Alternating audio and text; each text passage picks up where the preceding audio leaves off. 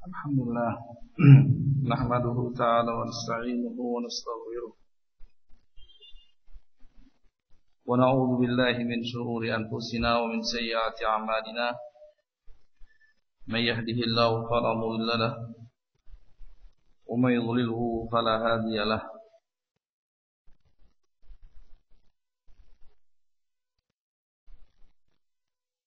Wa asyhadu an la ilaha illallah wahdahu la syarika lahu wa asyhadu anna Muhammadan abduhu wa rasuluhu sallallahu alaihi wa ala alihi wa ashabihi wa man tabi'ahum bi ihsan wa sallim tasliman mazida. Amma ba'd. Insyaallah taala sebagaimana biasa kita lanjutkan pembahasan kita dari kitab Asrarus Salah karya Imam Ibnu Qayyim rahimahullah taala.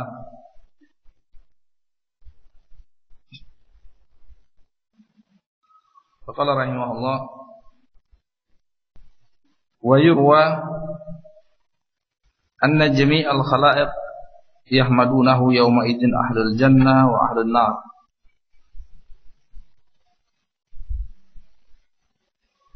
Diriwayatkan bahwasanya di hari kiamat semua makhluk memuji Allah SWT, baik penghuni sorga maupun penghuni neraka,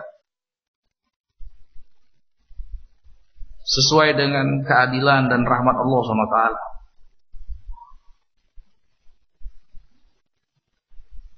Ya, penghuni neraka masuk ke dalam neraka dikarenakan keadilan Allah SWT. Sebagaimana penghuni sorga masuk ke dalam sorga dikarenakan rahmat dan kasih sayang Allah SWT.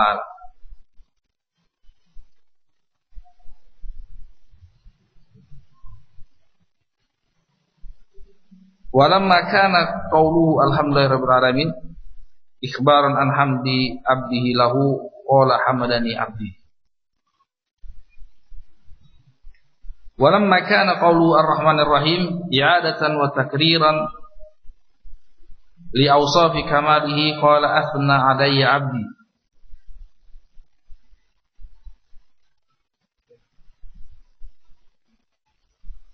Dan tatkala Allah SWT mengajarkan kepada kita untuk mengucapkan alhamdulillahirabbil alamin,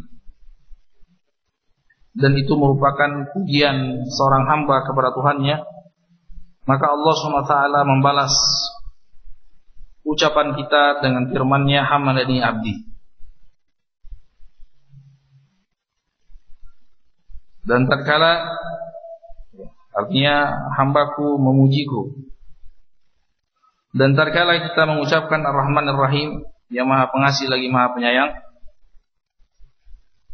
dan itu merupakan pengulangan daripada pujian kepada Allah SWT. Allah SWT berfirman menjawab ucapan kita, Athna alayya abdi, hambaku mengulangi pujiannya kepadaku dengan rahmat dan kasih sayangku. Fa'innat sana, karena dalam bahasa Arab as-sana itu apabila dikatakan as-sana, itu apabila berulang-ulang bentuk sanjungan dan pujian.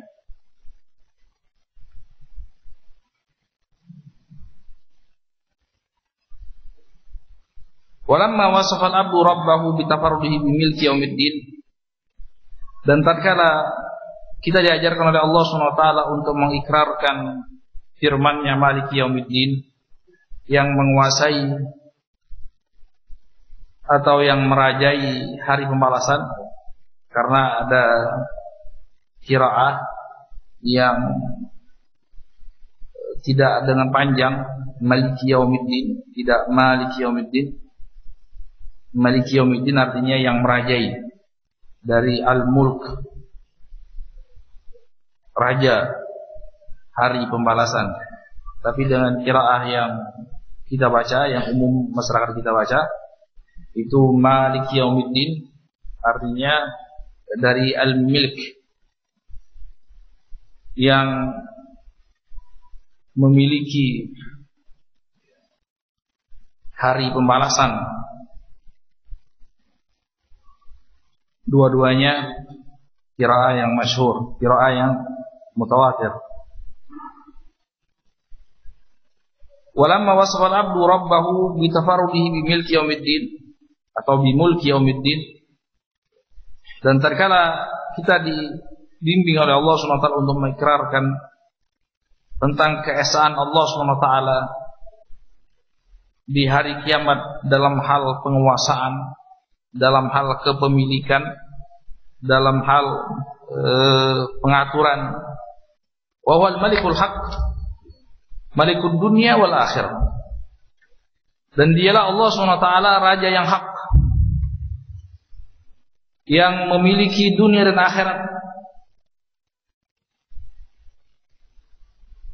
yang konsekuensinya apa?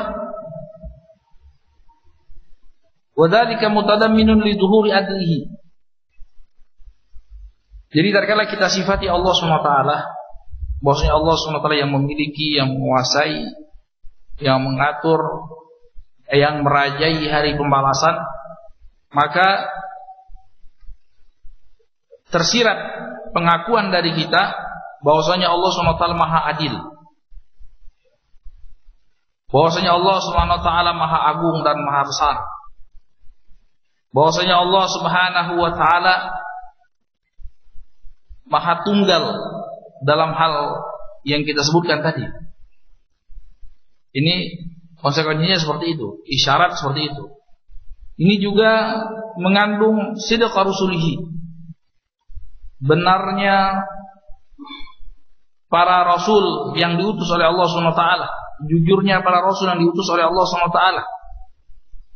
Kemudian Allah SWT sebutkan balas ucapan kita tatkala kita membaca Maliki Yaumiddin dengan firman-Nya, Majjadani abdi, hambaku memujiku dengan pengagungan.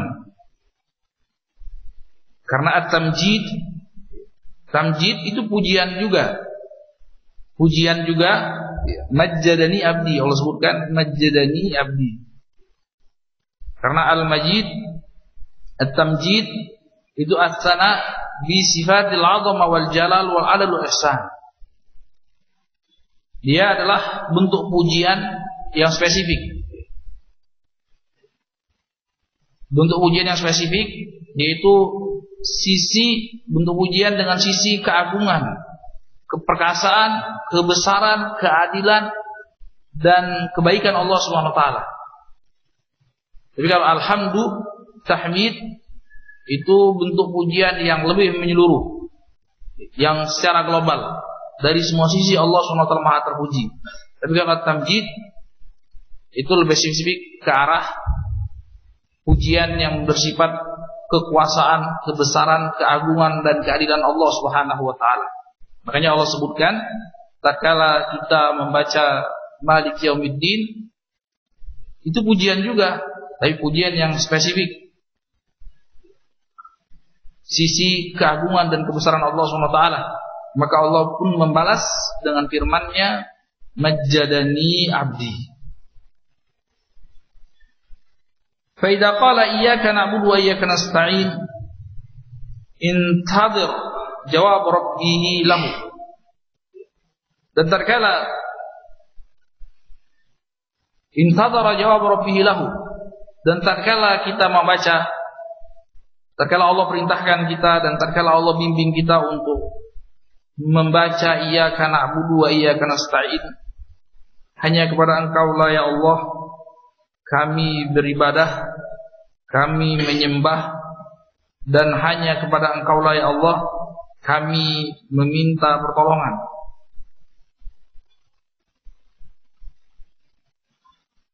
Maka kita menunggu jawaban Allah SWT,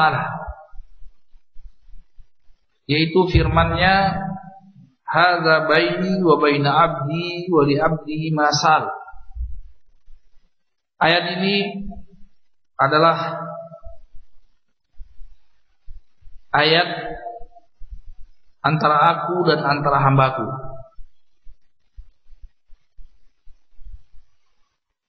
Ya, disebut oleh ulama ini ayat yang tengah-tengah. Ya. Antara aku dan antara hambaku. Artinya yang iyyaka na'budu itu bagian Allah SWT, iyyaka nasta'in itu bagian kita, bagian hambanya. Makanya pendapat yang benar bahwa dari kalangan ulama bahwasanya Bismillahirrahmanirrahim itu bukan bagian dari surah Al-Fatihah, bukan ayat bagian daripada surah Al-Fatihah, tapi dia ayat yang Allah SWT turunkan sebagai pemisah antara satu surat dengan surat yang lain, sebagai pembuka antara satu surat dengan surat yang lain, kecuali surat Al-Bara'ah. Surat Al-Bara'ah tidak ada Bismillahirrahmanirrahimnya di awalnya. Iya. Maka pas kalau dikatakan Bismillahirrahmanirrahim itu tidak termasuk bagian daripada surah Al-Fatihah, itu pas 7, ya kan? 7 ayat. Al-Fatihah itu kan 7 ayat. Hanya saja tulisan yang di mushaf itu mengikuti pendapat yang menyebutkan Bismillahirrahmanirrahim itu bagian daripada surah Al-Fatihah. Bagi ulama yang mengatakan Bismillahirrahmanirrahim itu bukan bagian daripada Al-Fatihah, maka ayat yang pertama Alhamdulillahirabbil alamin, ayat yang kedua Ar-Rahmanir-Rahim, ayat yang ketiga Maliki Yaumiddin, iyyaka na'bud itu 3,5, ya kan? Sampai ke belakang. Coba kalau dengan yang sekarang, berarti kan cuman tidak tengah-tengah, ya kan? Iyyaka na'budu wa iyyaka nasta'in itu tidak tengah-tengah. Nah, iyyaka na'budu wa iyyaka nasta'in, ihdinas siratal mustaqim itu yang kelima. Siratal ladzina an'amta 'alaihim itu yang keenam. Ghairil maghdubi 'alaihim waladhdallin itu yang ketujuh. Sebagaimana pendapat Imam Malik dan yang lainnya.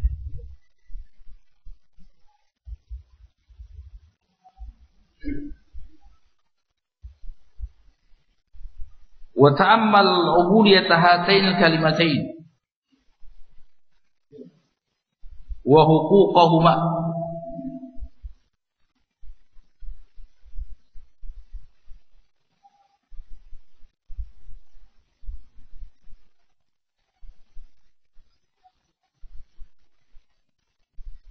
Maka dari situ sebagai tambahan faedah, ada sebagian ulama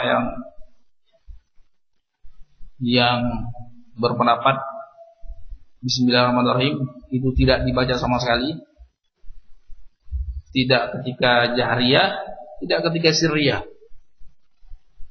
Ada ulama yang mengatakan ketika jahriyah dibaca, ketika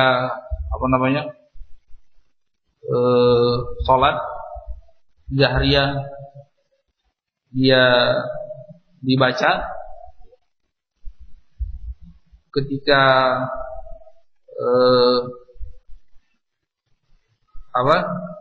tadi yang pertama saya sebutkan tidak dibaca sama sekali. Pendapat yang kedua, ini pendapat Imam Malik, pendapat Abu Hanifah juga, sama sekali tidak dibaca. Karena dia bukan bagian daripada berdalil dengan layak Rabbi Bismillahirrahmanirrahim, tidak membaca Bismillahirrahmanirrahim. Pendapat yang kedua itu dibaca dengan jahar di sholat jahriyah. Pendapat yang ketiga tidak dibaca dengan jahar di sholat jahriyah, tapi dibaca sir, tidak diperdengarkan kepada makmum.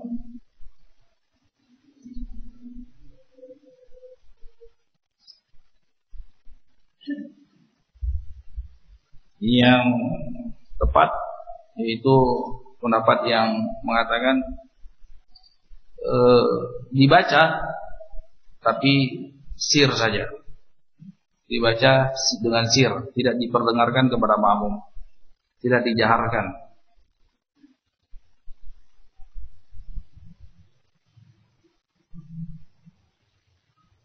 Akan tapi disebutkan oleh Syekhul Islam Taimiyah rahimahullah taala di dalam banyak tempat di Majmu' Fatawa, fikih seseorang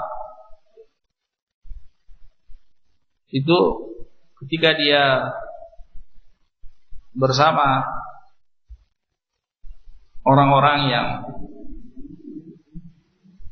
yang berpendapat dengan disunahkannya menjahar bismillah, maka afdal bagi dia, yang lebih baik bagi dia, yang lebih utama bagi dia, ketika dia sholat dia jaharkan bismillahnya, ya, dia jaharkan bismillahnya.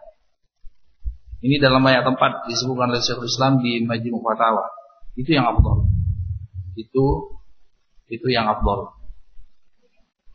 Jadi dia lihat keumuman, apalagi kondisi kita masyarakat cenderung berpendapat seperti itu, ya. Jadi dalam satu komunitas yang di situ mereka biasa menjahar bismillah, maka yang afdal baginya untuk menjahar bismillah.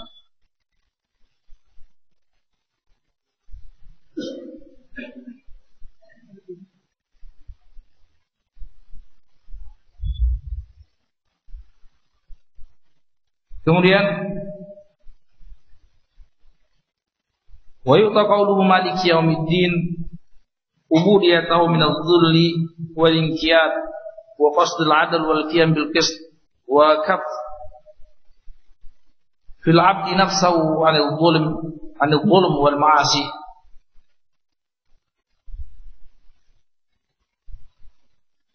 Dan terkala seorang hamba mengucapkan maliki yaumiddin, di situ ada bentuk penghambaan kepada Allah Subhanahu wa taala.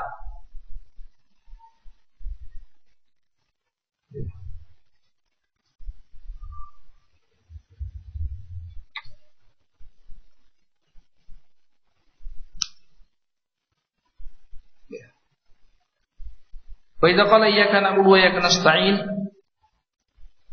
dan terkala seorang hamba mengucapkan iyyaka na'budu wa iyyaka nasta'in, kemudian Allah SWT menjawab hadza baini wa bain abdi wa li abdi mas'al, ini ayat antara aku dan antara hambaku yang tengah-tengah. Wa li abdi mas'al, dan bagi hambaku apa yang dia minta. Jadi semua ulama dari alhamdulillahirabbil alamin sampai iyyaka na'budu itu bagian Allah SWT. Iyyaka nasta'in sampai waladhdallin itu bagian hambanya. Dan itu bentuknya permintaan semuanya kepada Allah SWT.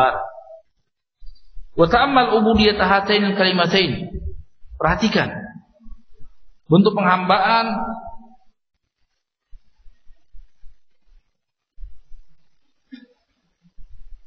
kepada Allah SWT dengan dua kalimat ini. Wa mayyiz kalimatal lati lillah wal kalimatal lati lil 'abd. Dan perhatikan dengan seksama dan bedakan kalimat yang dia untuk Allah dan kalimat yang dia untuk hambanya.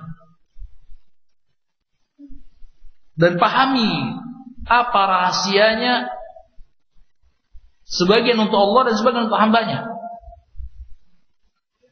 Kenapa demikian? Wa mayyiz bainat tauhid alladhi taqtadihi kalimat iyyaka na'bud wa tauhid alladhi taqtadihi kalimat wa iyyaka nasta'in. Dan bedakan juga antara dua macam tauhid. Tauhid yang terkandung di dalam iyyaka na'bud dengan jenis tauhid yang terkandung di dalam iyyaka nasta'in. Wa fi kasir kaun hatain kalimatain wasta surah. Dan coba engkau pahami rahasia kenapa dua kalimat ini, iyyaka na'budu dan iyyaka nasta'in, ini tengah-tengah antara dua macam bentuk pujian yang telah dibaca sebelumnya. Ya, dua macam pujian. Ya. Kepada Allah Subhanahu wa taala.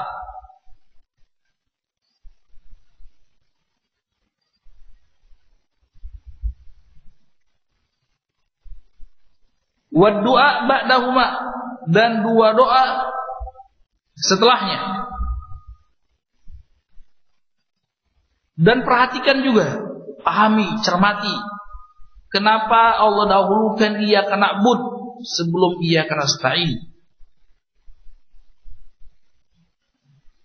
Wa taqdimul ma'mul 'alal 'amil mal ityan bi mu'akhkharan awjas wa akhsar.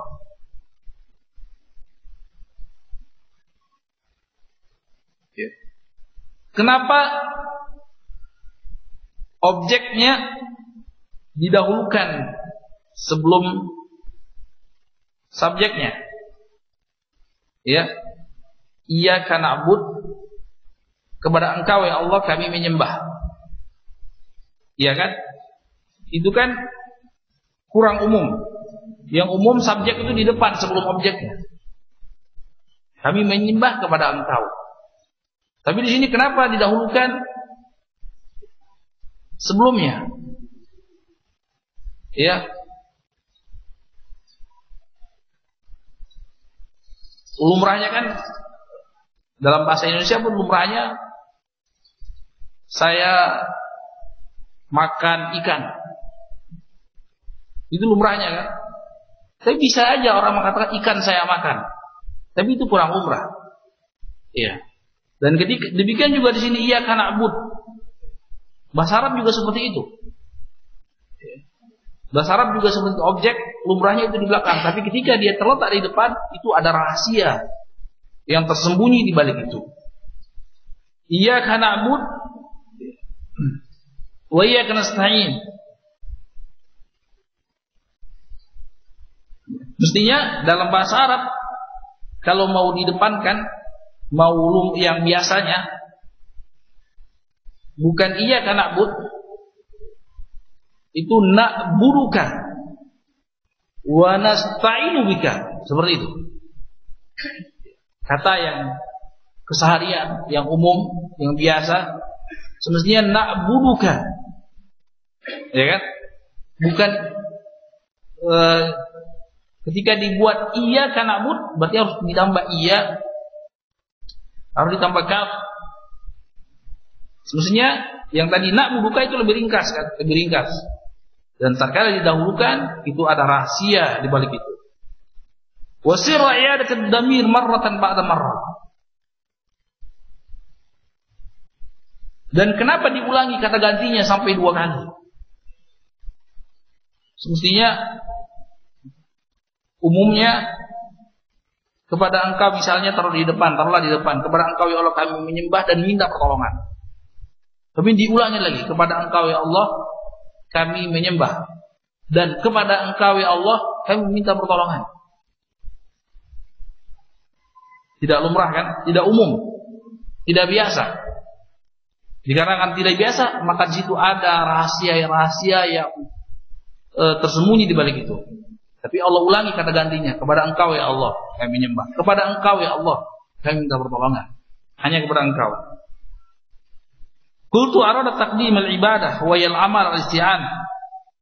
Ada beberapa dikatakan oleh Ibnu Qayyim rahimahullah, ada banyak faedahnya di situ. Ada banyak rahasianya, di antaranya Allah dahulukan ibadah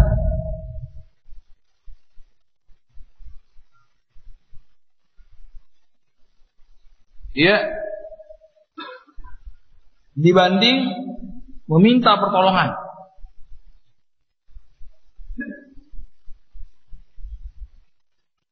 Ibadah dikarenakan ibadah itu untuk Allah, dan meminta pertolongan itu untuk hambanya. Dan Allah SWT, hak Allah lebih didahulukan dibanding hak hambanya. Ya. Kemudian wawal musta'an ala ibadatihi.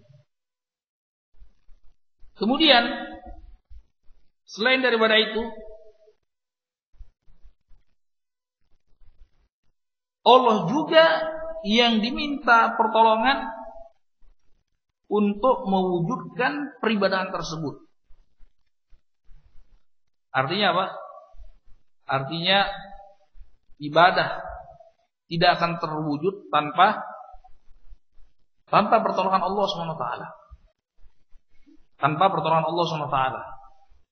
Dan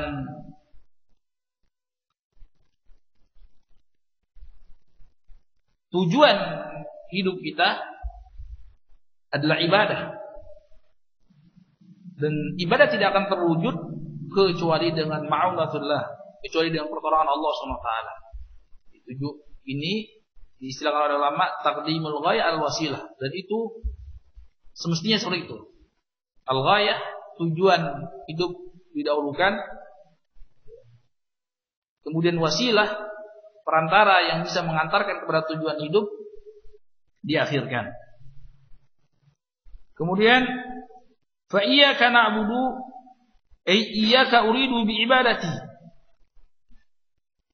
Iyyaka na'bud, hanya kepada Engkau ya Allah kami menyembah.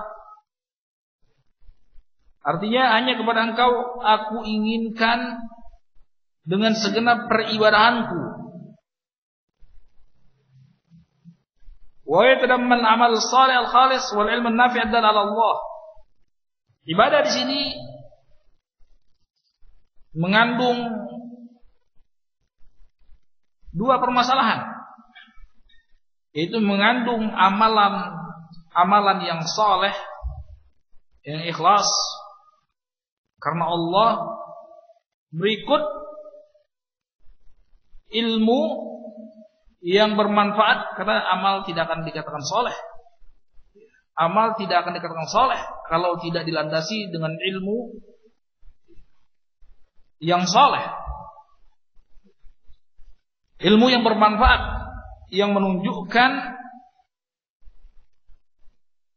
akan Allah Subhanahu wa taala, sifat-sifatnya, kehendak-kehendak Allah, perbuatan-perbuatan Allah Subhanahu wa taala, ma'rifatan wa mahabbatan wa sidqan wa ikhlasan. Baik dari sisi mengilmui Allah Subhanahu wa taala yang bersumber daripada Al-Qur'an dan hadis-hadis yang sahih dari Rasulullah SAW. Demikian juga sebagai bentuk cinta kepada Allah SWT, jujur dan ikhlas kepada Allah SWT. Fal ibadah haqqur Rabb ta'ala ala khalqihi. Ibadah adalah haknya Allah SWT atas hamba-hambanya, atas makhluknya. Wal isti'anah, sementara isti'anah, meminta pertolongan, ini mengandung permohonan hamba kepada Allah SWT atas segala urusannya, baik urusan dunia maupun akhirat. Walaupun memang yang harus lebih diutamakan, semestinya seorang hamba lebih meminta pertolongan dan bergantung kepada Allah SWT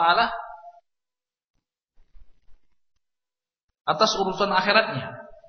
Dan karena itu yang akan mengantarkan dia kepada kebahagiaan hakiki di dunia dan akhirat, yaitu ibadah. Jadi hajat, kebutuhan yang sangat mendesak,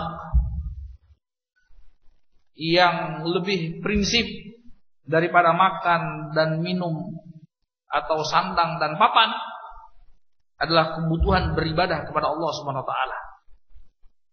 Jadi adalah kebutuhan sekaligus kewajiban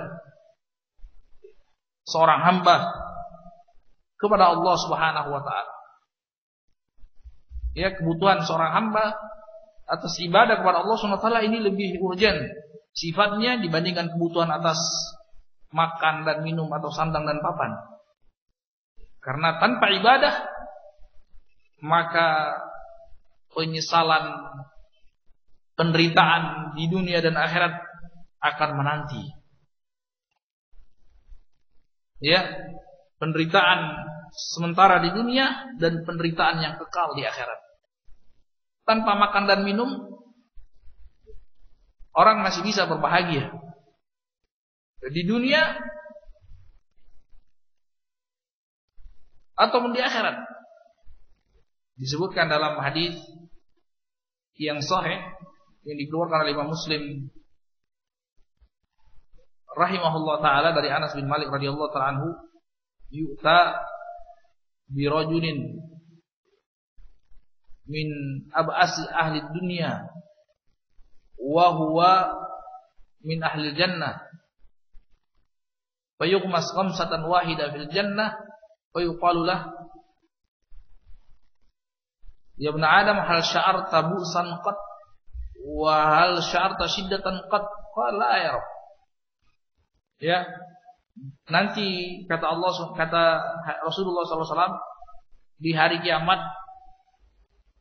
akan didatangkan seorang manusia, dia yang paling menderita, yang paling fakir, yang paling miskin.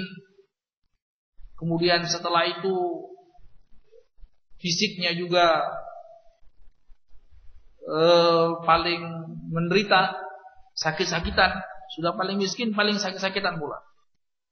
Tapi dia adalah penghuni sorga, calon penghuni sorga.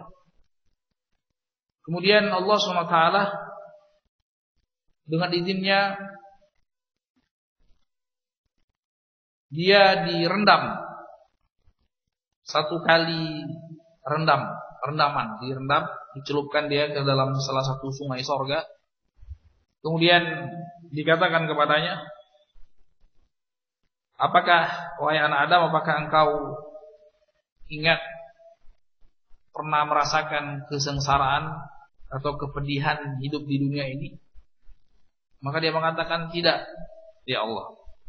Artinya derita yang dia rasakan selama ini di dunia dengan segenap penderitaan materi dan fisik, seumur hidupnya 50, 60, 70 tahun itu tidak ada rasanya dibandingkan dengan satu kali celupan di dalam salah satu sungai-sungai sorga. Salah satu sungai daripada sungai sorga itu baru satu kali, baru nyelup saja. Bayangkan dengan kenikmatan-kenikmatan yang lain yang Allah peruntukkan bagi hamba-hambanya yang beriman di dalam surganya Allah SWT. Itu baru sekali satu celupan. Ya, antum belum di sungai atau di laut atau di kolam renang, ya kan? Nah ini satu kali celupan di dalam surga, demikian dahsyatnya nikmatnya, melupakan seluruh penderitaan yang ada di dunia dulu. Apalagi kenikmatan-kenikmatan yang lain, belum dia ngerasain makannya, baru sekedar nyelup. Ya, belum makannya, belum bidadarinya, belum istananya, belum lagi melihat wajah Allah SWT. Ya, bisa dibayangkan. Dan disebutkan juga sebaliknya, wa yu'ta bi rajulin min an'ami ahli dunya wa huwa min ahli an-nar fayumas khamsatan wahida bin nar fayuqalu lah ya ibn adam hal sya'arta na'iman qad. Sebaliknya didatangkan di hari kiamat salah seorang yang paling nikmat kehidupan dunianya, yang paling kaya raya di dunianya, fisiknya juga luar biasa, sehat walafiat dan lain sebagainya. Semua fasilitas keduniawiaan, kebendaan dia dapatkan. Posisi, kedudukan di masyarakat, harta benda dan sebagainya dia dapatkan. Paling nikmat di dunia, termasuk yang paling nikmat di dunianya, dalam kehidupan dunianya. Kemudian dicelupkan di dalam neraka satu kali celupan. Dikatakan kepadanya, wahai anak Adam, apakah engkau ingat, apakah engkau pernah merasakan kenikmatan dulu di dunia? Ya, hidup 50, 60, 70 tahun di dunia dengan segenap fasilitas yang dia dapatkan, dengan segenap kemegahan yang dia miliki, dengan segenap kenikmatan yang dia rasakan, ternyata lupa dengan satu kali celupan. Saking dahsyatnya celupan tersebut, baru sekedar nyelup di neraka. mungkin di salah satu sungai, di sungai neraka, di lembah-lembah neraka, baru satu kali masuk sebentar saja, lupa semua dahsyatnya kenikmatan yang dia rasakan selama ini, nggak ada bekasnya rasanya. Tidak ingat ya Allah, tidak ingat, ya Rabb, tidak pernah ingat. Belum lagi dia akan rasakan siksaan-siksaan berikutnya. Iya, yang Allah sebutkan, kullama nadijat juluduhum baddalnahum juludan ghairaha liyadhuqul adab. Dan tatkala kulit menjadi matang, daging menjadi matang, enggak terus mati. Waliyadzubillah, kami ganti dengan kulit dan daging yang baru. Siksaan dalam neraka. Ulama nadijat juluduhum, setelah matang, gosong, enggak terus mati, habis di end. Selesai ceritanya, enggak. Jadi lagi kulit yang baru. Kami gantikan dengan kulit yang baru, supaya sakitnya dan azabnya benar-benar berasa. Waliyadzubillah. Fanas'alullah al-afiyah. Nah ini, ikhwan fiddin,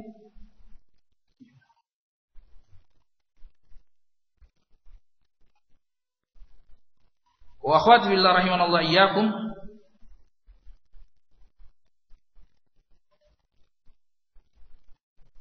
Demikian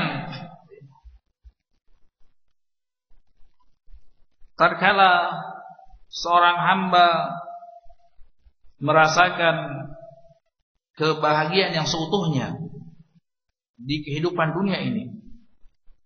Jadi kita katakan bahwasanya isti'anah, meminta pertolongan kepada Allah SWT, memang umum sifatnya, baik untuk perkara dunia maupun perkara akhirat. Akan tapi yang lebih diutamakan semestinya untuk bagi orang-orang yang diberikan taufik oleh Allah SWT, tentu dia lebih lagi dalam hal meminta pertolongan agar dimudahkan oleh Allah SWT untuk beribadah kepada Allah SWT.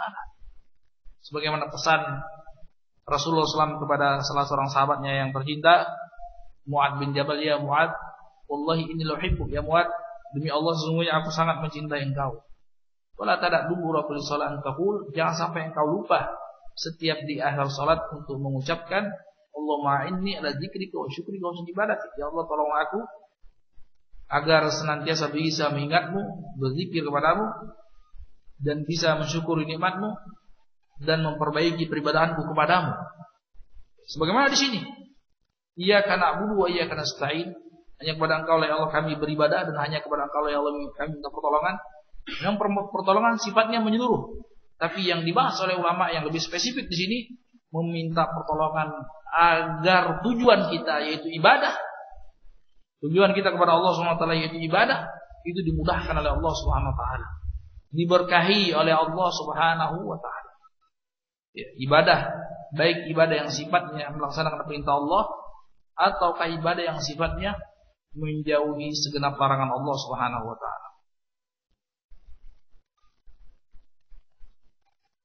Wahyal qawlu al-mutalammin qismal abd. Fakullu ibadatin la takunu lillah wa billah fahiya batila mudmahillah. Perhatikan, setiap ibadah yang bukan karena Allah dan tanpa bimbingan dari Allah SWT. Jadi tidak cukup seorang, saya ikhlas kok, tapi dia harus selain lillah, harus billah, dengan bimbingan dan taufik dari Allah SWT. Setiap ibadah yang tidak karena Allah, tidak ikhlas karena Allah, dan bukan dengan taufik dari Allah SWT, tidak dengan taufik, tidak dengan bimbingan dari Allah SWT, maka itu adalah ibadah yang batil dan sia-sia. Iya. Sebagaimana setiap isti'anah, setiap permintaan pertolongan, setiap minta pertolongan bukan dengan Allah, bukan kepada Allah, maka dia adalah keniscayaan. Dia adalah kehinaan. Dia adalah hakikat daripada kesengsaraan. Beribadah meminta pertolongan bukan kepada Allah SWT. Artinya apa? Artinya,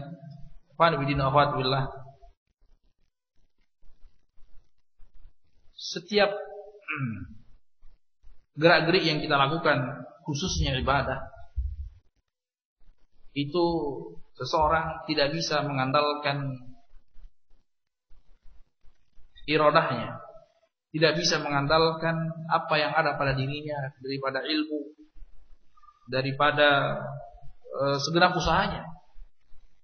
Maka itu akan berupa keniscayaan dan ketidakberdayaan. Pasti tidak berdaya. Pasti tidak akan berdaya seseorang yang lupa atas taufik dan bimbingan Allah SWT. Karena yang namanya ibadah, apapun dia, ya. Nah, yang namanya ibadah apapun dia, tidak akan terwujud tanpa kemudahan dari Allah SWT. Maka di sini bagaimana kita lihat praktek nyata dari Rasulullah SAW dalam setiap kesempatan Rasulullah SAW terus bergantung seutuhnya kepada Allah SWT. Tadi doa Allahumma inni ala dzikrika wa syukrika wa husni ibadatik, doa ketika sujud, ya. Allahumma inni a'udzu biridhaka min sakhatik wa bi mu'afatika min 'uqubatik wa a'udzu bika mink la uhsi thana'an 'alaik anta kama athnayta 'ala nafsik. Demikian juga tadi iyyaka na'budu wa iyyaka nasta'in ihdinas siratal mustaqim. Itu kan doa minta taufik, minta hidayah. Demikian juga doa pagi sore, zikir pagi sore, ya hayyu ya qayyum bi rahmatika astaghits fa aslih li sya'ni kullahu wa la takilni ila nafsi tarfata ain. Ini menunjukkan bahwasanya baginda Rasulullah SAW itu tidak pernah sedikit pun lupa, tidak pernah sedikit pun lupa untuk bergantung kepada Allah SWT dari semua sisi. Makanya di sini kita dianjurkan untuk meminta pertolongan kepada Allah SWT dalam segala aktivitas, bahkan untuk membaca bismillah. Kalau dalam aktivitas keduniawian kita dibimbing untuk membaca bismillah, artinya apa? Untuk meminta pertolongan kepada Allah SWT. Maka dalam hal-hal yang sifatnya ibadah, lebih-lebih lagi kita harus bergantung kepada Allah Subhanahu wa taala. Makanya di sini dikatakan wa kullu isti'anatin takunu billahi wahdah. La takunu billahi wahdah fa hiya khudlan wa dhul. Dan setiap memohon pertolongan bukan kepada Allah. Artinya kadang-kadang kita tidak sadar. Kita melakukan aktivitas, kita beribadah itu bukan dengan meminta pertolongan Allah SWT, tapi mengandalkan diri sendiri. Akhirnya apa? Akhirnya terjatuh ke dalam kehinaan dan ketidakberdayaan. Ya, karena disebutkan oleh Ibnu Qayyim rahimahullah dalam banyak kitabnya bahwasanya tatkala urusan kita, baik urusan dunia maupun urusan akhirat, diserahkan kepada diri kita sendiri, maka dia pasti akan mengantarkan kepada kebinasaan. Maka dari ini doa Rasulullah SAW yang mulia, ya hayyu ya qayyum bi rahmatika astaghits, ini luar biasa. Wahai zat yang maha hidup, wahai zat yang mengatur segala urusan hambanya, yang berdiri sendiri dan mengatur segala urusan hambanya, dengan rahmatmu aku meminta pertolongan dengan sangat. Istighatsah itu lebih daripada isti'anah. Isti'anah meminta pertolongan, tapi istighatsah itu meminta pertolongan dengan sangat darurat sifatnya, harus segera. Saat itu juga minta bantuan dari Allah SWT. Bi rahmatika astaghits fa aslih li sya'ni kullah, maka perbaiki semua keadaanku. Wala takilni ila nafsi tarfatain, urusan dunia dan akhiratku, dan janganlah engkau serahkan urusanku kepada diriku sendiri sekejap mata pun. Artinya jangan sampai urusan ini, dunia maupun akhirat kita, Allah serahkan kepada diri kita. Sekejap mata pun pasti akan binasa.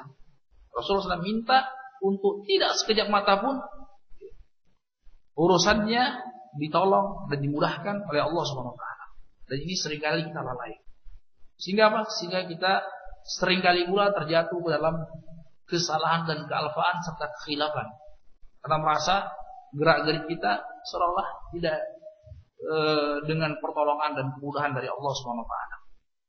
Mungkin dikarenakan lemahnya keimanan yang ada pada kita, lemahnya iman dan keilmuan yang ada pada kita, ma'rifah kita kepada Allah Subhanahu wa taala, sehingga kita merasa aktivitas kita berjalan dengan sendirinya begitu saja. Wa nasallallahu taufiq wal afiyah. Padahal semestinya gerak-gerik kita rasakan bahwa ini adalah kemudahan dan bimbingan dari Allah Subhanahu wa taala. Wa ta'ammal ilma ma yanfa'ul ibad wa ma yadfa' anhum kullu wahid min hataini al-kalimatain min al-afa al-munafiyah lil ubudiyyah naf'an wa daf'an.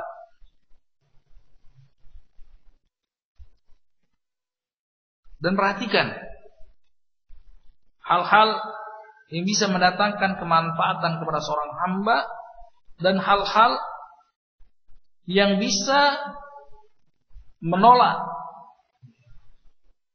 kemadaratan atas seorang hamba dari dua kalimat tadi. Jadi kemanfaatannya itu bisa dari dua sisi. Kemanfaatan hal-hal yang bermanfaat akan tercapai dan hal-hal yang menimbulkan kemadaratan akan tertolak. Jadi bukan dari satu sisi saja, bukan dari sisi kemaslahatan saja, tapi dari sisi kemadaratan juga terlindung.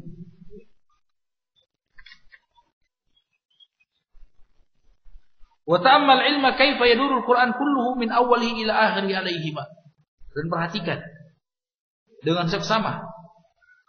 Kalau diperhatikan dengan seksama, maka seluruh ayat di dalam Al-Quran itu akan berputar dari awal sampai akhir atas ayat tersebut. Jadi kalau diperhatikan dengan seksama, seluruh ayat dari awal sampai akhir itu ujung-ujungnya kembalinya kepada iyyaka na'budu wa iyyaka nasta'in. Kalau diperhatikan dengan seksama, seluruh ayat di dalam Al-Quran kembalinya kepada iyyaka na'budu wa iyyaka nasta'in. Pusarannya ke sana. Wa kadzalikal khalq wal amr wat thawab wal iqab wad dunya wal akhirah. Wa kaifa tadammanata li ajlil ghayat li ajadil ghayat. Dan perhatikan juga dengan seksama bagaimana penciptaan perintah Allah SWT, pahala, ganjaran bagi orang-orang yang bertakwa, dan hukuman bagi orang-orang yang berdosa di dunia dan akhirat. Bagaimana dua ayat tersebut mengandung tujuan yang paling mulia hidup seorang hamba, yaitu ibadah. Dan sarana yang menunjang perkara tersebut adalah minta pertolongan kepada Allah. Dan bagaimana Allah SWT, apa rahasianya Allah SWT memberikan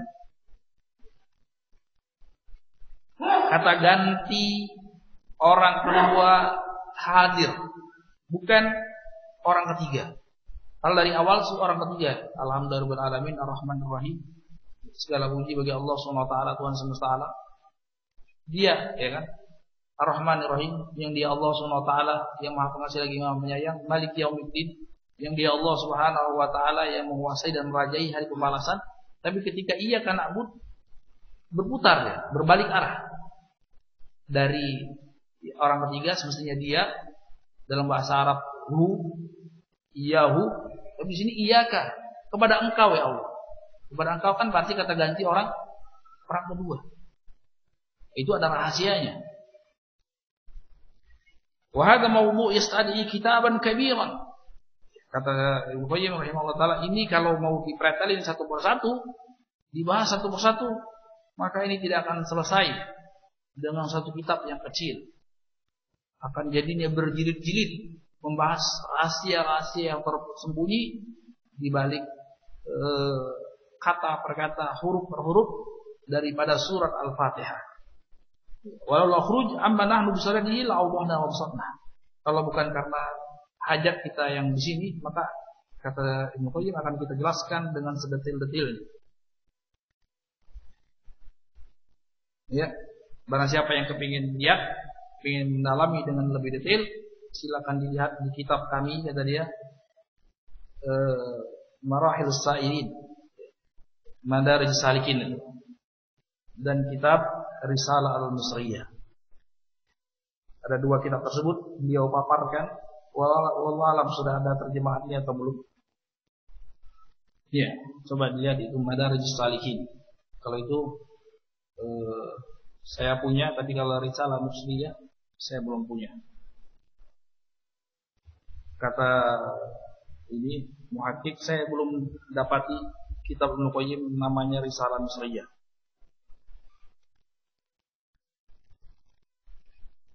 Mungkin nama yang lain, kata beliau. Mungkin nama yang lain, As-Shalah wa Hukmu Tarikiha. Itu ada, kalau tinggal di download aja di internet. As-Shalah wa Hukmu Tarikiha. Salat dan hukum orang-orang yang meninggalkan salat. Beliau singgung permasalahan ini. Jadi kita cukupkan dulu sampai sini. Wabillahi taufiq. Wassallallahu ala Muhammad wa ala alihi wa sahbihi wasallam. Walhamdulillahirabbil alamin. Subhanakallahumma bihamdika asyhadu an la ilaha illa anta astaghfiruka wa atubu ilaik. Wassalamu alaikum warahmatullahi wabarakatuh.